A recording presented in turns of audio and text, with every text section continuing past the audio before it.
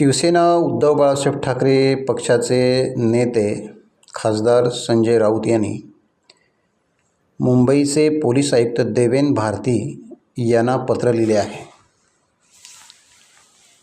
या पत्रामध्ये त्यांनी म्हटले आहे की शिवसेना पक्षातून फुटलेले 6 खासदार देशभरात घृणेचा विषय झाले आहेत।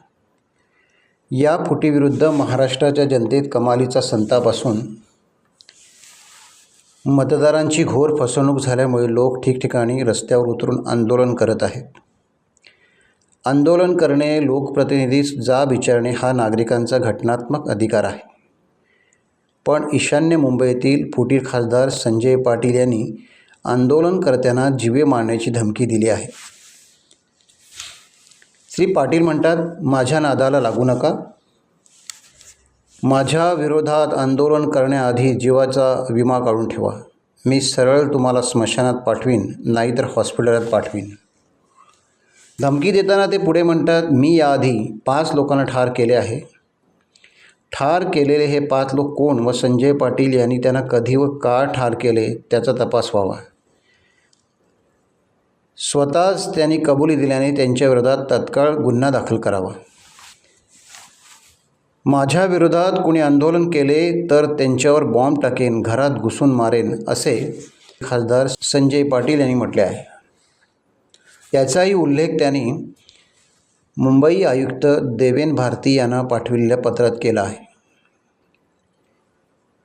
पुढे संजय राऊत म्हणतात, खासदाराकडून बॉम्ब टाकण्याची धमकी चिंताजनक आहे। हे बॉम्ब त्यांनी आपल्या घरात बनवले असतील तर त्यांच्या घराची त्वरित झडती घ्यावी।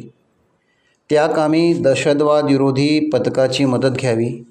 हे बॉम्ब त्यांना कुणा दहशतवादी टोळीकडून मिळाले असतील तर हा राष्ट्रीय सुरक्षेचा गंभीर मुद्दा मानावा लागेल व दहशतवादी राष्ट्रविरोधी कृत्यात सहभागी झाल्याबद्दल त्यांना लगेच UAPA खाली अटक होणे गरजेचे आहे।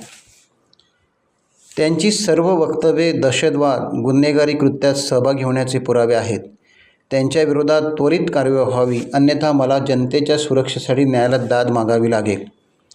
खासदार पाटील यांच्या धमकीमुळे समाजात चिंतेचे वातावरण आहे व या काळात एखाद्या राजकीय कार्यकर्त्याचा हल्ला झाला अथवा खून झाला तर त्याची सर्वस्वी जबाबदारी संजय पाटील यांच्यावर राहील, हे मी इथे खास नमूद करतो, असे संजय राऊत यांनी देवेन भारतीजी मुंबई पोलीस आयुक्त यांना पाठवलेल्या पत्रात म्हटले आहे।